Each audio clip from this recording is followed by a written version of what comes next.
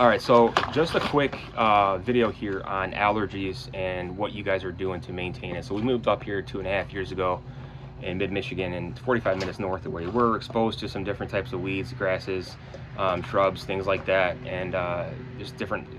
It's bad. But I'm also outside a lot more, so no doubt it's going to be a lot worse, right? And I'm always the type of person to think, hey, if I don't need to take a pill because I feel like my allergies are fine the day before, I'm not outside a lot, I think I'm not exposed to anything. But especially that's when you need to take your pill, regularly, because your body will recognize those allergens and those triggers that's going to affect you. So I'll show you what I use in a second, but I wanted to talk about indoor air quality first.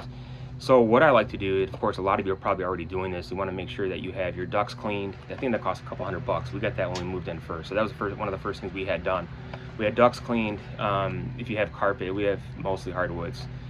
Clean that, clean your carpet, vacuum regularly, especially if you have pets.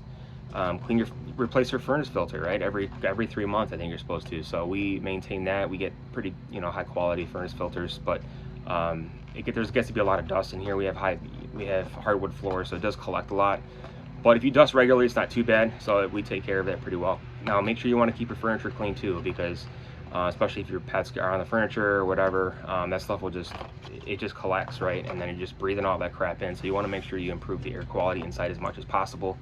If you have high humidity, and like in our basement, we have there's a lot of humidity down there. It's really kind of damp, like a lot of basements are, right? It's an older house, so that helps. Definitely helps a lot to have that. But it's one of those things too. You have to regularly clean the filter on it if it has a filter on it. And then an air purifier is something that we use at nighttime to help big time. So that helps us sleep, and then it just helps circulate and clean the air as you're sleeping. So it works really well. So if you can take those measures and do the best you can with it, I know it's not always easy, but I'm curious to know what you guys are doing, what allergies you have, what are some of your triggers. It's hard because I love being outside, but I mean I pay the price for it sometimes. Sometimes it's really bad. So as far as the pills are concerned, I take the Claritin. This is just 10 milligrams of loratadine, just a store brand. It's the same stuff, right? I have a prescription for it too. It's the same thing, 10 milligrams loratadine. And then if it's really bad, I'll take the Benadryl plus this.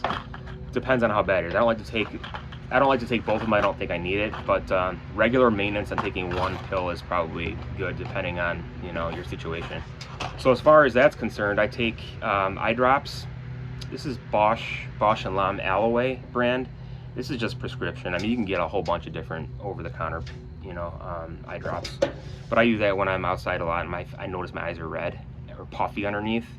So, or if I'm doing a lot of woodworking and sawdust is flying all over the place.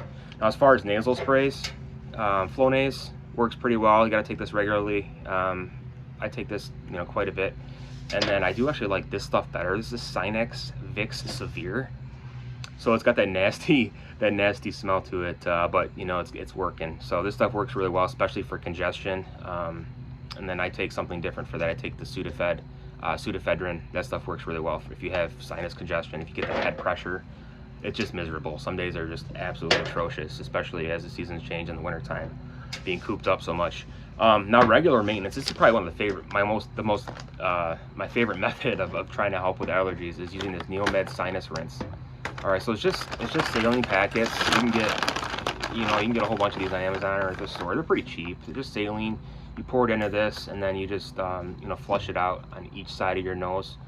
I put this in here and then fill it up to the line with warm water, and then I usually microwave it and I shake it up really good.